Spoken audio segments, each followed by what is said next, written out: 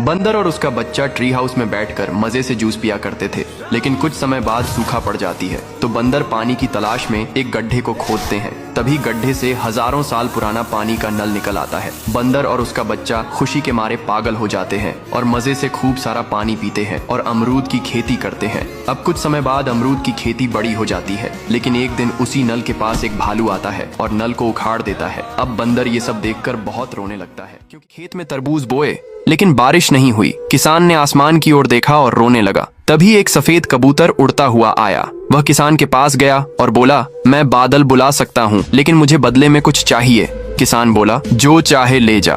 कबूतर आसमान में उड़ गया और सच में बारिश ले आया। खेत हरे हो गए, तरबूज बड़े बड़े उग आए। किसान खुश हो गया। पर अगले दिन कबूतर आया और एक छोटा तरबूज मांगा। किसान ने मना कर दिया। कबूतर उदास हो गया और उड़ गया। फिर खेत सूखने लगे। किसान समझ गया, पर बहुत देर हो चुकी थी। फिर भी किसी ने कबूतर के लिए लाइक सब्सक्राइब नहीं एक किया। गरीब किसान को खेत में काम करते हुए एक बड़ा सुनहरी अंडा मिला।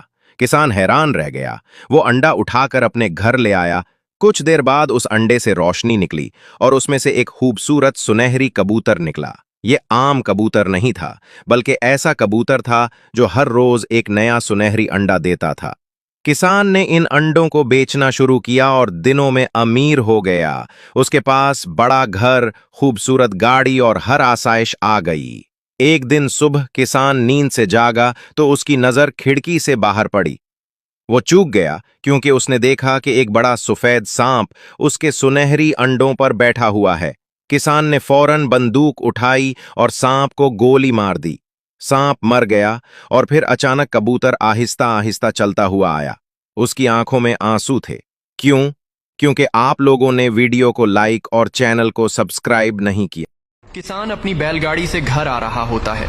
तभी रास्ते में 5 बहनें अपने अपने भाई को राखी बांधने के लिए गांव जा रही होती हैं और बहनें किसान से गांव तक जाने के लिए मदद मांगती है। किसान सभी को बैलगाड़ी में बैठा लेता है। गांव जाते हुए रास्ते में एक नदी पार करनी पड़ती है। तभी पुल अचानक से टूट जाता है। सभी चिल्लाने लगते हैं। तभी किसान का कबूतर आता है और सभी को बचा लेता है। अब सभी बहनें गाँव पहुँच जाती है और अपने अपने भाइयों को राखी बांधती है, लेकिन किसान रोने लगता है। फिर लाइक पालते हैं, काला सांप और लाल सांप। काला सांप हर सुबह पहाड़ी पर चढ़ता है और भारी पत्थर उठाकर बॉडी बनाता है, लेकिन लाल सांप हर रोज पड़ोस के खेत से मक्के के दाने चुराकर अपने दोस्तों को पार्टी देता है। दादाजी को लगता है कि लाल सांप जंगल में ध्यान करता है, इसलिए उसे रोज मलाई और सेब खिलाते हैं। काला सांप हर शाम झोपड़ी के टूटे हिस्सों की मरम्मत करता है और पेड़ की छाल से दरवाजा बनाता है। एक दिन दादाजी मेला देखने चले जाते हैं और लाल सांप गैस जलाकर पॉपकॉर्न बनाते समय सिलेंडर गिरा देता है। पूरी झोपड़ी धुएं से भर जाती है। तभी काला सांप झोपड़ी के पीछे की दीवार तोड़कर अंदर घुसता है और गैस बंद करके सबको बचा लेता है। दादाजी के लिए एक लाइक तो बनता है।